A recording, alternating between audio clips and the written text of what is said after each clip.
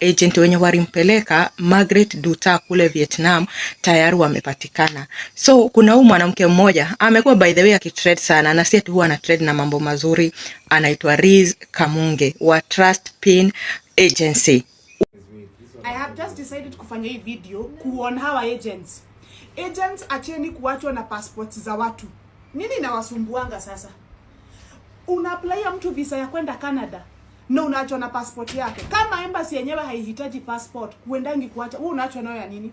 Huyo amekuwa akitrade sana kwa mambo mabaya mabaya, and now she is in it again. Mwingine ni Lilian wa Imar Solution. Hi, my name is Lilian from Imar Solutions Agency. We are based in Nairobi, Kenya at Sanam House, Kenyatta Avenue. We are on the 4th floor, light wing. You're welcome. We'll be glad to serve you. Hawa wanawake wamekuwa wakipeleka wasichana Gulf, na most of the time wamejipata kwa scados. So saizi tena wako kwa scado ingine ya kumpeleka Margaret Duta kule Vietnam, na venye walimpeleka walishirikiana na mwanamume mmoja anaitwa John Njoroge. John Njoroge ndio alikuwa mwenye hiyo mihadarati. So guys, mambo ni mengi wakati ni mchache. Kaeni hapo tu niwapatie udaku.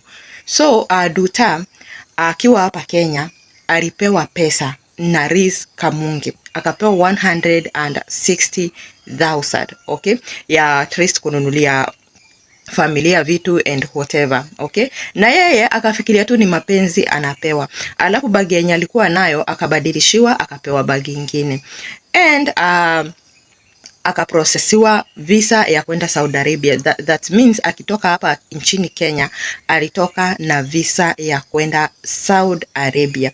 Venye walitoka hapa Kenya, watu wenye mnauliza hawakufanywa check out and whatever. Yes, Kenya guys, mnajua it's very very corrupt country. Hey, ni kitu tu kidogo. Ukipeana tu kitu kidogo pale JKIA utapita hata na gani. Hakuna kitu wezi pita nayo. Kitu tu as long as tu umepea mtu kitu kidogo. Ni hivyo. But guys, cause kuna records za watu wenye walikuwa airport that day. Okay, na pia kuna kuanga na CCTV footage. Sijui kama za 2023 zitapatikana, but I think something like airport ni watu wenye wanafaa kuweka document vizuri. So Margaret alisafirishwa ama alipelekwa airport na this woman anajiita Lilian wa Imar Solution, akampeleka airport. Venye alimpeleka pale airport akapeana kitu kidogo na bag ikapita hivyo. So Duta akatoka Kenya akaenda mpaka Ethiopia. Venye alifika kule Ethiopia na bagi yake akaenda akachukua simu. Guys, mnajua bagi ya mizigo na wewe hamwedi nini moja. So alienda akachukua mzigo wake, na kutoka hapo akaenda akakaa ni kama anakaa kule, but within some time sasa akaconnect sasa flight nyingine kutoka Ethiopia mpaka Vietnam. Guys, Duta hakuwa anaenda ati akae Vietnam. Kuna country nyingine alikuwa sasa akifika kule Vietnam atoke aende. So hizo mihadarati hakuwa anapeleka direct to Vietnam. So Duta venye alifika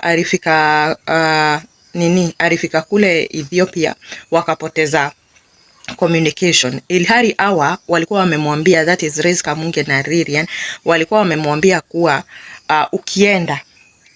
ukienda umake sure hujazima simu. But guys, mnajua ukiwa na line ya Kenya inakuanga very very easy. Kama hutapata wifi uingie WhatsApp, inakuanga communication huwa inaenda unapata inaisha. Most of the country ukienda utapata line yako ya Safaricom haifikishi network kule. So communication yao ilienda ikaisha.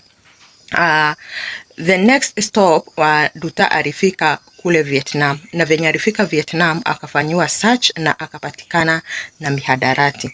Venye alipatikana na hizo dawa it's cocaine. Venye alipatikana na hizo dawa, so si akaanza kukesi hapo. Venye alianza kukesi, nasikia government ya Kenya ilipigiwa simu kujulishwa kuwa Margaret Duta ameshikwa na ameshikiwa Vietnam na madawa. Lakini sasa guys, mnajua tu Kenya, mambo ya Kenya.